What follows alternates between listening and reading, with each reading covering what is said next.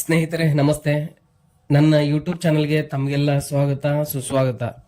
ಸ್ನೇಹಿತರೆ, ಇಂದು ನಾನು ನಿಮಗೆ ಹೇಳ ಹೊರಟಿರೋದು ಧರ್ಮಸ್ಥಳದಲ್ಲಿ ನಡೆದಿದೆ ಎಂದು ಹೇಳಲಾಗ್ತಿರುವ 10 ಹತ್ಯೆಯ ಪ್ರಕರಣಗಳ ಬಗ್ಗೆ. ಯಾರೆಲ್ಲ ಇನ್ನು ನನ್ನ ಯೂಟ್ಯೂಬ್ ಚಾನಲ್ಗೆ ಸಬ್ಸ್ಕ್ರೈಬ್ ಆಗಿಲ್ಲ, ದಯವಿಟ್ಟು ಅವರೆಲ್ಲ ಸಬ್ಸ್ಕ್ರೈಬ್ ಆಗಿ.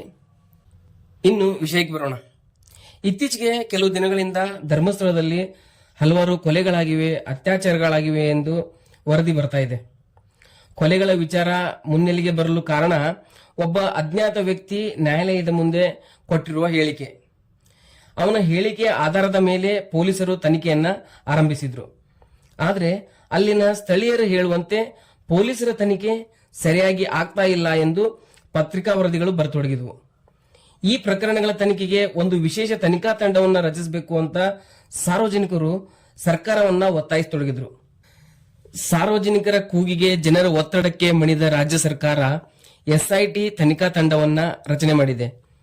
4 ಜನ ದಕ್ಷ IPS ಅಧಿಕಾರಿಗಳಿಂದ ಕೂಡಿದ ಈ ಎಸ್ಐಟಿ ತಂಡ ಇನ್ಮೇಲೆ ಈ ಪ್ರಕರಣವನ್ನ ತನಿಖೆ ಮಾಡಲಿದೆ. ಸ್ನೇಹಿತರೆ, ಇಲ್ಲಿ ನಂದೊಂದು ಅನಿಸಿಕೆಯನ್ನ ನಿಮ್ಮ ಮುಂದೆ ಹಂಚಿಕೊಳ್ಳೋಕೆ ಇಷ್ಟಪಡ್ತೀನಿ. ದುರದೃಷ್ಟವಶಾತ್ ಸಹೋದರಿ ಸೌಜನ್ಯಗೆ ನ್ಯಾಯ ಸಿಗಲಿಲ್ಲ.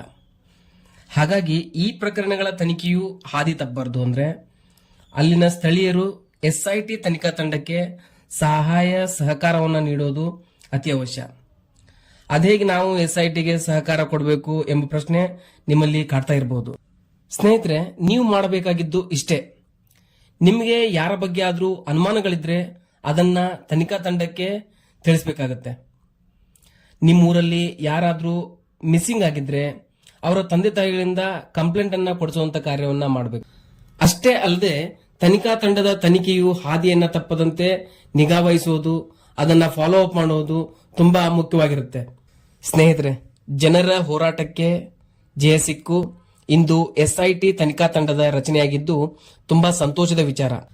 ಇನ್ನಾದರೂ ದುಷ್ಟರಿಂದ ಹತ್ಯೆಯಾದ ನನ್ನ ಸಹೋದರಿಯರಿಗೆ ನ್ಯಾಯ ಸಿಗಲಿ, ತಪ್ಪಿತಸ್ಥರಿಗೆ ತಕ್ಕ ಶಿಕ್ಷೆ ಆಗಲಿ ಅಂತ ನಾನು ಆ ದೇವರಲ್ಲಿ ಪ್ರಾರ್ಥಿಸ್ತೇನೆ. ಇಲ್ಲಿ ಗಮನಿಸಬೇಕಾದ ಇನ್ನೊಂದು ಮುಖ್ಯ ಅಂಶ ಏನಂದ್ರೆ, ಈ ತನಿಖೆ ಯಾವುದೇ ಒಬ್ಬ ವ್ಯಕ್ತಿಯನ್ನ ಗುರಿಯಾಗಿಟ್ಕೊಂಡು ಮಾಡದಂತದ್ದು ಆಗದಿರಲಿ ಮತ್ತು ನಮ್ಮ ಹಿಂದೂ ಧರ್ಮದ ಪವಿತ್ರ ಶ್ರದ್ಧಾ ಕೇಂದ್ರವನ್ನ ಗುರಿಯಾಗಿಟ್ಕೊಂಡು ಮಾಡಿದಂತಹ ಕುತಂತ್ರವಾಗದಿರಲಿ ಮತ್ತು ಈ ಕಳಂಕ ನಮ್ಮ ಶ್ರದ್ಧಾ ಕೇಂದ್ರಕ್ಕೆ ಮತ್ತು ನಮ್ಮ ಮಂಜುನಾಥ ಸ್ವಾಮಿಗೆ ಅಂಟದಿರಲಿ. ಇದು ಗೆಳೆಯರೆ ಇವತ್ತಿನ ಮಾಹಿತಿ. ಮುಂದೆ ಮತ್ತೊಂದು ವಿಶೇಷ ಮಾಹಿತಿಯೊಂದಿಗೆ ನಾನು ನಿಮ್ಮನ್ನ ಭೇಟಿ ಮಾಡ್ತೀನಿ.